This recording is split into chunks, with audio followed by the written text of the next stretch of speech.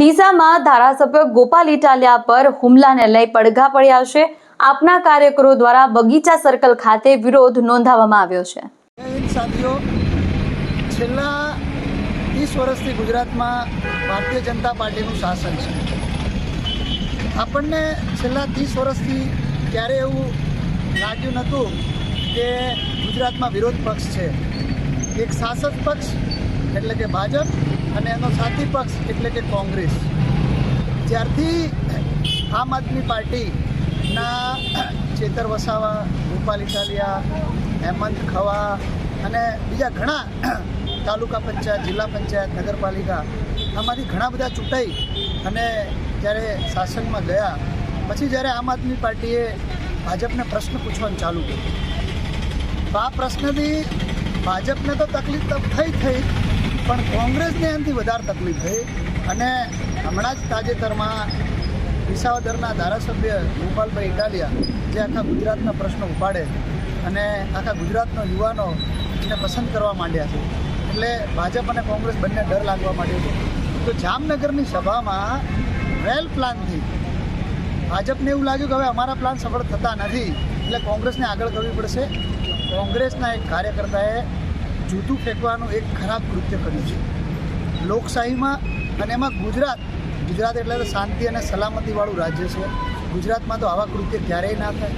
તો એક જૂતું ફેંકવાનું જે કૃત્ય કર્યું છે એ આમ આદમી પાર્ટી અને બનાસકાંઠા જિલ્લાના સર્વ અમે પદાધિકારીઓ અને વખોડીએ છીએ અને આજે એટલું જ કહેવા માગીએ છીએ કે છેલ્લા આટલા વર્ષોથી જે ભાજપ અને કોંગ્રેસની મિલીભગતની સત્તા ચાલતી હતી અને પ્રજા દુઃખી થતી હતી એ આવનારા સમયમાં ક્યારેય થશે નહીં। તમે ભલે જૂતું નાખો, ભલે જૂતું ફેંકો કે ભાઈ તમે ગોળી મારો, આમ આદમી પાર્ટીનો એક પણ કાર્યકર્તા ડરવાનો નથી અને આવનારા સમયમાં 2027માં આ ભાજપનું જે શાસન છે અને સાથી પક્ષ જે કોંગ્રેસ છે એ બંનેની મિલીભગત ખુલ્લી પડવાની છે અને ખતમ થવાની છે। તો આજે અમે આમ આદમી પાર્ટીના સર્વ પદાધિકારીએ બનાસકાંઠા જિલ્લામાં વિરોધ પ્રદર્શન કર્યું છે અને આવનારા સમયમાં આશા રાખીએ છીએ કે ગુજરાત જેવા રાજ્યમાં અને ખરેખર જો કંઈ લોકશાહી બચાવવી હોય તો આવા કૃત્ય ન થાય અને જો કરવા હોય તો ચાલુ રાખો। ખાલી 2 વર્ષ છે તમારી પાસે। જય હિન્દ, ભારત માતા કી જય। નમસ્કાર। ભારત એ લોકશાહી દેશ છે અને લોકશાહી આ દેશનું હૃદય છે। વર્તમાન પરિસ્થિતિની અંદર જોઈએ તો વિસાવદરના ધારાસભ્ય આમ આદમી પાર્ટીના નેતા ગોપાલભાઈ ઇટાલિયા ઉપર કોંગ્રેસના એક કાર્યકર્તાએ જૂતું ફેંક્યું છે। તો આજના દિવસે એવું જ કહેવાનું થાય કે છેલ્લા 30-32 વર્ષથી ભારતીય જનતા પાર્ટીનું ગુજરાતમાં શાસન છે। એ શાસને સતત લોકશાહીનું હનન કરી રહ્યું છે। અહીંયા લોકો ખૂબ પીડામાં છે, આર્થિક રીતે પીડામાં છે, સામાજિક રીતે તકલીફો છે, શિક્ષણ ખૂબ ખરાબ છે, આરોગ્યની ખૂબ તકલીફો છે। તો એવા કેટલાય મુદ્દા હતા। તો આ જૂતું ફેંકવું તો તમે એ દિવસે ક્યાં હતા? 30 વર્ષથી તમે જૂતું ફેંકવાનો જ્યારે તમારો વારો હતો ત્યારે તમે કંઈ કર્યું નથી અને જ્યારે આમ આદમી પાર્ટી લોકો માટે લડી રહી છે, લોકોના જે મુદ્દાઓ છે એને ઉજાગર કરે છે અને લોકોની સુખાકારી માટે જ્યારે લડી રહી છે એવા મુદ્દા લઈને જ્યારે આવે છે, ન તો આમ આદમી પાર્ટી ભાઈ ગુજરાતમાં કોઈ સત્તા છે, ન કોઈ એટલી મોટી એમના ધારાસભ્યો છે કે જે કંઈક આગા પાછું કરી શકે। તો આવી પરિસ્થિતિમાં જ્યારે જે લોકોના પ્રશ્નો ઉઠાવવાની વાત હોય ત્યારે તમે જૂતું ફેંકો છો એ ખૂબ જ નિરાશાજનક છે।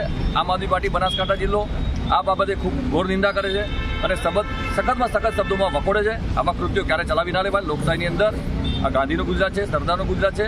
અહીંયા લોકશાહી ઢબે તમે જે બી કામ કરવું કરો, બાકી આ જૂતા ફેંકી અને તમારી માનસિકતા પ્રતિષ્ઠિત કરો છો એ ખૂબ ગેરવ્યાજબી છે। આવનારા દિવસોની અંદર 2027 ખૂબ નજીક છે અને આ 2027 લોકોનો જે જનાદેશ હશે એ જનાદેશ ક્યાંક ને ક્યાંક તમને ડાયરેક્ટ જે તમે જૂતા ફેંકો છો એ ઇનડાયરેક્ટ તમને એવા તમાચા મારશે, એવા જૂતા ફેંકશે કે તમે ક્યાંય ના રહી રહો।